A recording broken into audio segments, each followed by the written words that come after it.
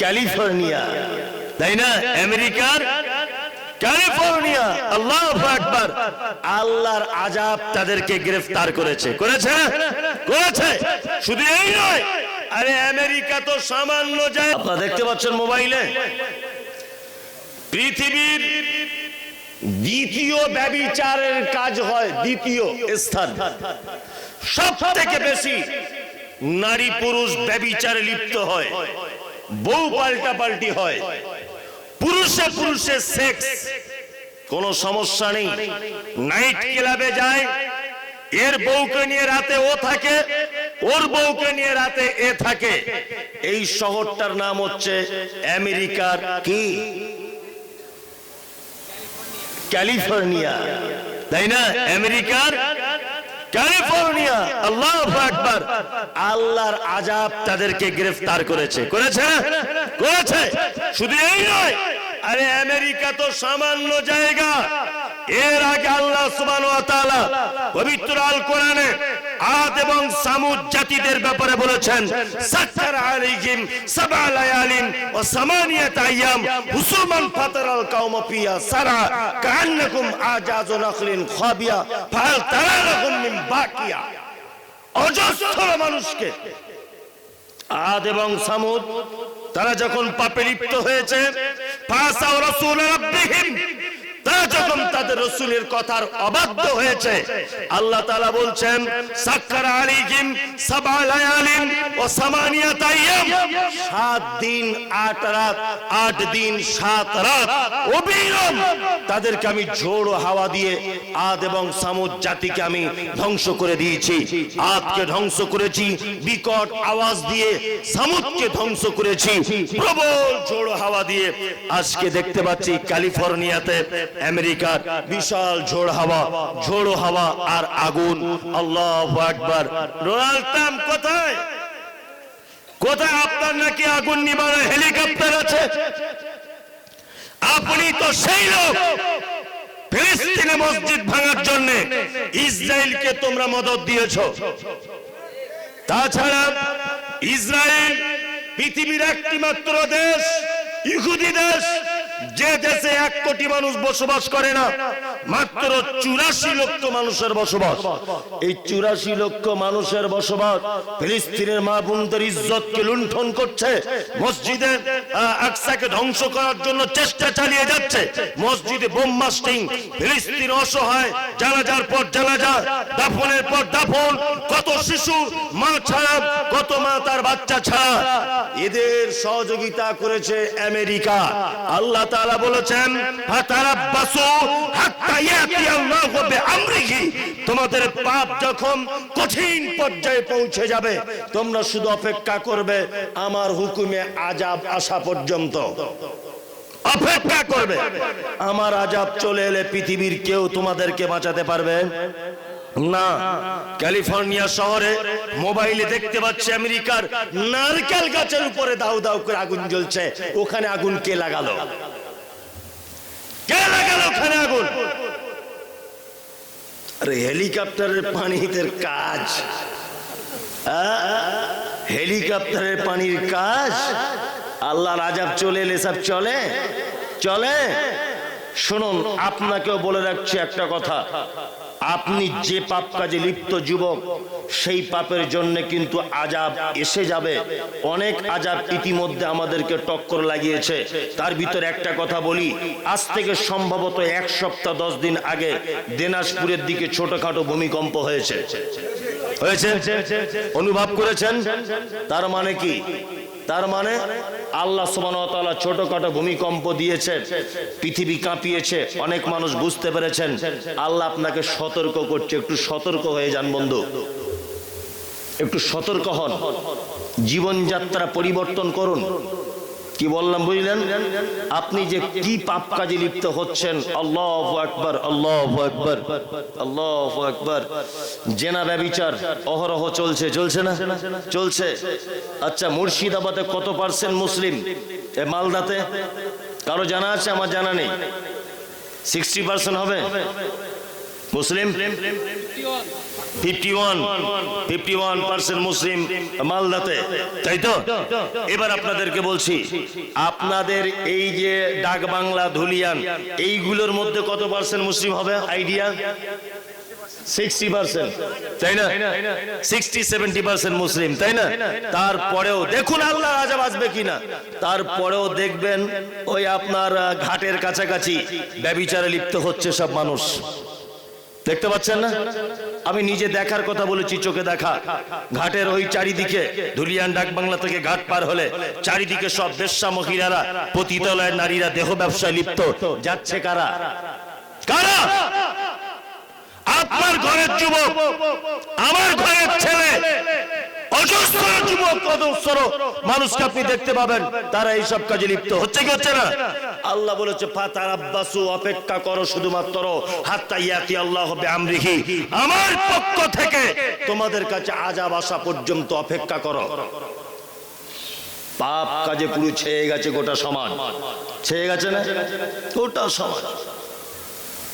আপনাদের কাছে অনুরোধ, এই গ্রামের যে সমস্ত যুবকরা রয়েছেন, এই গ্রামে বসবাস যারা করেন, আপনাদের কাছে বিনীত অনুরোধ করছি, যুবক, তুমি বাবরি মসজিদ ভেঙেছো বলে তুমি নরেন্দ্র মোদীকে গালাগালি করেছো, করেছো না?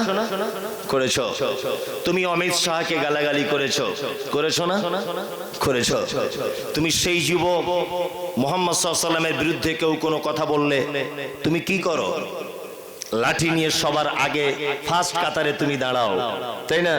তুমি তো সেই যুবক যে যুবক সমস্ত কাজে রক্ত গরম করে তুমি আগে থাকো, কিন্তু বড় দুঃখ লাগে আজান হলে তুমি মসজিদে আসো না, রমজান মাসে তুমি সিয়াম পালন করো না, বড় দুঃখ লাগে জানুয়ারিতে তুমি ডেক বাজিয়ে পিকনিক করো, এটা বড় দুঃখ লাগে।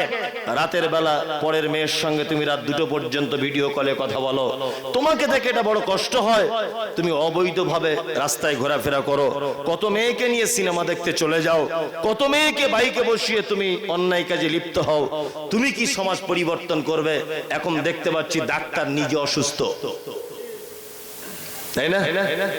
ডাক্তার নিজে অসুস্থ। আমরা যারা সমাজ পরিবর্তন করার পদক্ষেপ গ্রহণ করব, আমরা নিজের একটু পরিবর্তন হই ইনশাআল্লাহ। পরিবর্তন আপনি জীবনে হতে পারবেন না যতক্ষণ না পর্যন্ত আল্লাহর ভয় আপনার এই জায়গাটায় না আসবে। পৃথিবীর শ্রেষ্ঠ যুবক, শ্রেষ্ঠ যুবকের একটা কথা বলে আমি বক্তব্য আস্তে আস্তে আস্তে আস্তে শেষের দিকে নিয়ে চলে আসব। এক, মুসআব বিন উমাইর। নাম কি? মুসআব বিন উমাইর। বাড়ি কোথায়? মক্কায়। বাড়ি কোথায়? মক্কায়। মক্কায় যত ধনী লোকের বেটা, এদিকে ফিরুন, যা কিছু শুনেছেন সব ভুলে যান, আমার অসুবিধা নেই, আপনাকে এইটা শুনে যেতে হবে। নাম তার মুসআব বিন উমাইর, মক্কায় বাড়ি, মক্কার সব থেকে ধনী লোকের বেটা। নাম কি? মুসআব বিন উমাইর। কত ধনী জানেন? যে জামাটা একবার পরতো দ্বিতীয়বার জীবনে পরতো না। দুই, মুসআব যে আতর লাগাতো রাস্তা দিয়ে গেলে বোঝা যেত যে এই রাস্তা দিয়ে গেছে মুসআব বিন উমাইর। মুসআব এমন একজন ছেলে যে ছেলেটার আল্লাহর নবীর সঙ্গে রূপ চেহারার অনেকটা মিল ছিল। কি বললাম বুঝলেন? মুসআব কোঁকড়ানো মাথায় তার চুল, আর রূপ তার দেখে কে। মক্কায় আল্লাহ নবী সাল্লাল্লাহু আলাইহি ওয়াসাল্লাম দ্বীনের দাওয়াত দিলেন। আপনিও যুবক, সেও যুবক, এই জন্য আপনাকে আমি ঘটনাটা শোনাতে চাইছি। আপনিও যুবক, সেও যুবক, আপনাকে আমি শোনাতে চাইছি। আল্লাহ নবী সাল্লাল্লাহু আলাইহি ওয়াসাল্লাম মক্কায় দ্বীনের দাওয়াত দিচ্ছেন গোপন ভাবে। মুসআবের কানে খবর গেল যে মক্কাতে একটা জাদুকর এসেছে, লোকটা খুব বদমাইশ, খারাপ, তার নাম মুহাম্মদ সাল্লাল্লাহু আলাইহি ওয়াসাল্লাম।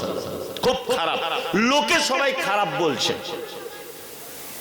মুসআব একদিন ভাবছেন যে সবাই লোকটাকে খারাপ বলে, আমি লোকটার কাছে যাব, দেখি অরিজিনালি লোকটা খারাপ কিনা।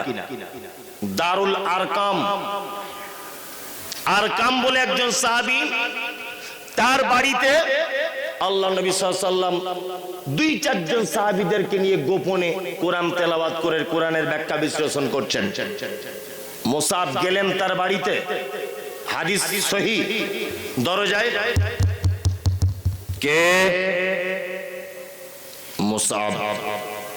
সাহাবীরা তো ভয়ে থরথর করে কাঁপছেন, নতুন ঈমান এসেছে, 4-5 জন নতুন ঈমান, ভয় থরথর করে কাঁপছি, বা মুসআব চলে এলো মানে আমাদের মেরে শেষ করে দেবে।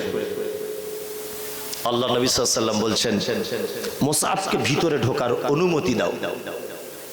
মুসআবকে ভিতরে ঢোকার অনুমতি দিলেন আল্লাহর নবী। আল্লাহর নবী সাল্লাল্লাহু আলাইহি ওয়াসাল্লামের কাছে মুসআব বসলেন। আল্লাহ রাসূল মুসআবের গায়ে হাত বোলালেন, হাত বুলিয়ে কিছু কথা বললেন। মুসআব চলে এলেন। মুসআব চলে এসে লোকদেরকে ডেকে ডেকে বলছেন, তোমরা যে লোকটাকে পাগল বলো, তোমরা যে লোকটাকে খারাপ বলো, ওই লোকটার নাম মুহাম্মদ? বলছে হ্যাঁ। বলছে আমি তার কাছে গিয়েছিলাম। এই রকম পৃথিবীতে দামি মানুষ, ভালো লোক আমি জীবনে কোনোদিন দেখিনি। মুহাম্মদ বলে লোকটা আমার গায়ে হাত দেওয়ার সাথে সাথে আমার গায়ে যেন একটা শীতলতা অনুভব করতে লাগলাম, আমার মনটা যেন গলে যেতে লাগলো। আস্তে আস্তে আবার আরেকদিন মুসআব গেল আল্লাহর নবীর কাছে। আল্লাহ রাসূল কোরআন তেলাওয়াত করছেন। কোরআন তেলাওয়াত শুনে মুসআবের অন্তর গলে গেল। আল্লাহর নবীকে মুসআব বলছেন, আল্লাহর নবী আপনি দয়া করে আমাকে আপনার দলভুক্ত করে নেন, আপনি আমাকে কলেমা পড়িয়ে দেন। আল্লাহর নবী সাল্লাল্লাহু আলাইহি ওয়াসাল্লাম মুসআবকে কলেমা পড়ালেন। মুসআব কলেমা পড়লেন। কলেমা পড়ার আসে আল্লাহ নবী সাল্লাল্লাহু আলাইহি ওয়াসাল্লাম বললেন, মুসআব তুমি যে ইসলাম গ্রহণ করেছে কথা গোপন রাখবে, কাউকে প্রকাশ্য বলবে না, সমস্যা হতে পারে। ধনী লোকের বেটা তো। মুসআব ইসলাম কবুল করার পরে আস্তে আস্তে আল্লাহ রাসূলের সঙ্গে ওঠা বসা করতে করতে মানুষ জেনে গেছে মুসআব ইসলাম গ্রহণ করেছে।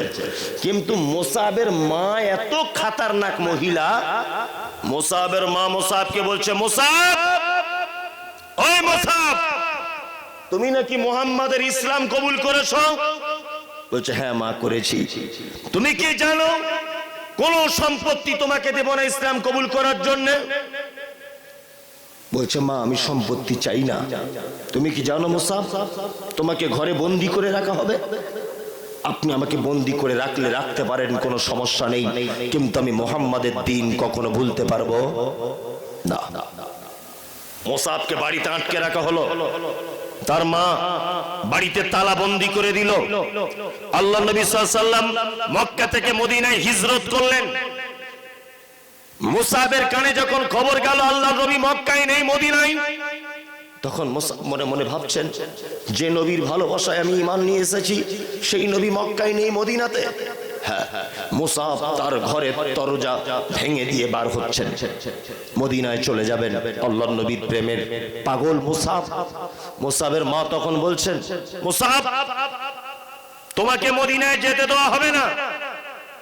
মুসআব তখন বলছেন, মা আল্লাহকে যার হাতে আমার প্রাণ তার কসম করে বলছি, মদিনা যাওয়া থেকে আপনি যদি আমাকে বাধা দেন তাহলে আমি আপনাকে হত্যা করতে পর্যন্ত দ্বিধাবোধ করব না, আমি আপনাকে হত্যা পর্যন্ত করে দিব। তখন মুসআবের মা বলছেন, মুসআব তুমি কি জানো যে তোমাকে সম্পত্তির ভাগ দেওয়া হবে না তুমি ইসলাম কবুল করার কারণে? মুসআব বলছেন, মা সম্পত্তি তো দূরের কথা, তুমি যদি আমার পরনের কাপড়টা পর্যন্ত কেড়ে নাও তবু আমার কোনো আপত্তি নেই, আমি আল্লাহর নবীর কাছে যাব। মুসআব বিন উমাইর সমস্ত জামা কাপড় তার মাকে খুলে দিয়ে শুধু লজ্জাস্থানটা ঢেকে মদিনায় পৌঁছে গেলেন। আল্লাহর নবী সাল্লাল্লাহু আলাইহি ওয়াসাল্লাম সাহাবীদের মাঝখানে দ্বীনের দাওয়াত দিচ্ছিলেন, তার মাঝখানে মুসআব উস্কো খুস্কো, মাথায় চুল, গায়ে দুর্গন্ধ, ভালো পরনে কাপড় নেই, দেখতে খুব সুপুরুষ। মজলিসে বসলেন। আল্লাহর নবী সাল্লাল্লাহু আলাইহি ওয়াসাল্লাম মুসআবের দিকে তাকিয়ে বলছেন, তুমি কি সেই মুসআব যে মুসআব একবার আতর মাখলে 20 দিন আতরের সেন্ট পাওয়া যেত? তুমি কি সেই মুসআব যে জামা একবার পরলে দ্বিতীয় দিন আর পরতো না? তুমি কি সেই মুসআব যে জুতো একবার পরলে আর জীবনে সে জুতো পরতো না? তুমি কি সেই মুসআব? মুসআব বলছেন, আল্লাহর নবী আমি সেই মুসআব, সেই মুসআব আমি। ইসলাম কবুল করার কারণে আজকে আমার এই পরিস্থিতি। আল্লাহর নবী, আজকে আমার এই পরিস্থিতি শুধু ইসলাম কবুল করার কারণে। আল্লাহর নবী সাল্লাল্লাহু আলাইহি ওয়াসাল্লামের কাছে মুসআব থাকেন, মক্কা মদিনার সবথেকে ধনী লোকের বেটা মুসআব বিন উমাইর। আল্লাহর নবী কিছুদিন পর বিস্তারিত ঘটনা, উহুদের যুদ্ধের ডাক দিলেন। কোন যুদ্ধ? উহুদের যুদ্ধের ডাক দিলেন। সুবহানাল্লাহ। উহুদের যুদ্ধের সেনাপতি হিসাবে আল্লাহর নবী সাল্লাল্লাহু আলাইহি ওয়াসাল্লাম মুসআবের হাতে ইসলামের পতাকা ধরিয়ে দিলেন। মুসআব ইসলামের পতাকা ধারণ করলেন। যুদ্ধ চলছে, বীর বিক্রমের মতো যুদ্ধ চলছে। যুদ্ধ চলতে চলতে মুসআব বলছেন যে আমার ডান হাতে একজন এসে তলোয়ারে আঘাত করে দিল, ডান হাতটা কেটে পড়ে গেল। একটুখানি বাধা ছিল, আমি আমার হাতে